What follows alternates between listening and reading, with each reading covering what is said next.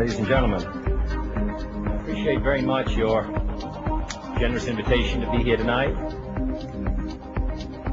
You bear heavy responsibilities these days, and the article I read some time ago reminded me of how particularly heavily the burdens of present-day events bear upon your profession. I have selected as the title of my remarks tonight, "The President and the Press." Some may suggest that this would be more naturally worded, "The President versus the Press," but those are not my sentiments tonight. My topic tonight is a more sober one, of concern to publishers as well as editors. I want to talk about our common responsibilities in the face of a common danger. The events of recent weeks may have helped to illuminate that challenge for some, but the dimensions of its threat have loomed large on the horizon for many years.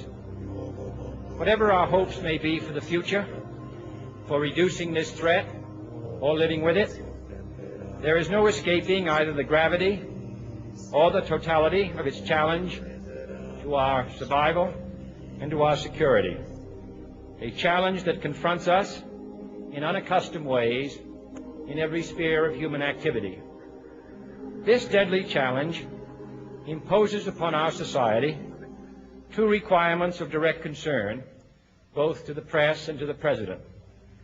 Two requirements that may seem almost contradictory in tone, but which must be reconciled and fulfilled if we are to meet this national peril.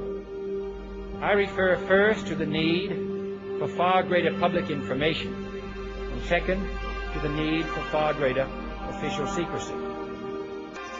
The very word secrecy is repugnant in a free and open society, and we are, as a people, inherently and historically opposed to secret societies, to secret oaths, and to secret proceedings. We decided long ago that the dangers of excessive and unwarranted concealment of pertinent facts far outweighed the dangers which are cited to justify it. Even today, there is little value in opposing the threat of a closed society by imitating its arbitrary restrictions. Even today, there is little value in ensuring the survival of our nation if our traditions do not survive with it. And there is very grave danger that an announced need for increased security will be seized upon by those anxious to expand its meaning to the very limits of official censorship and concealment. That I do not intend to permit to the extent that it's in my control.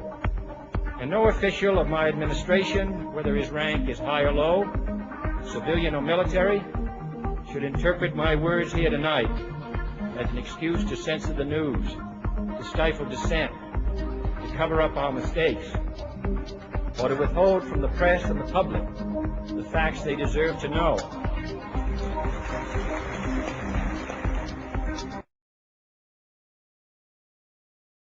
For we are opposed around the world by a monolithic and ruthless conspiracy that relies primarily on covert means for expanding its sphere of influence, on infiltration instead of invasion, on subversion instead of elections, on intimidation instead of free choice, on guerrillas by night instead of armies by day.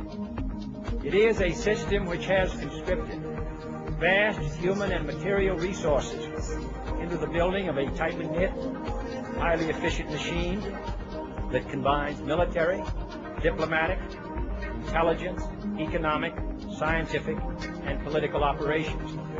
Its preparations are concealed, not published. Its mistakes are buried, not headlined. Its dissenters are silenced, not praised.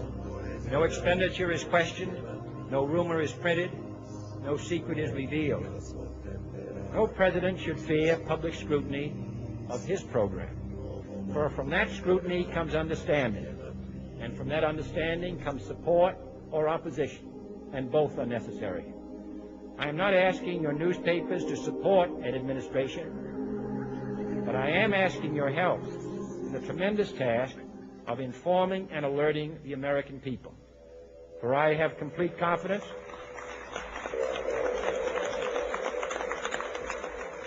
in the response and dedication of our citizens whenever they are fully informed. I not only could not stifle controversy among your readers, I welcome it. This administration intends to be candid about its errors. For as a wise man once said, an error doesn't become a mistake until you refuse to correct it. We intend to accept full responsibility for our errors, and we expect you to point them out when we miss them. Without debate, without criticism, no administration and no country can succeed, and no republic can survive. That is why the Athenian lawmaker Solon decreed it a crime for any citizen to shrink from controversy. And that is why our press was protected by the First Amendment, the only business in America specifically protected by the Constitution, not primarily to amuse and entertain, not to emphasize the trivial and the sentimental, not to simply give the public what it wants, but to inform, to arouse, to reflect, to state our dangers and our opportunities, to indicate our crises and our choices, to lead, mold, educate, and sometimes even anger public opinion. This means greater coverage and analysis of international news, for it is no longer far away and foreign, but close at hand and local. It means greater attention to improved understanding of the news, as well as improved transmission.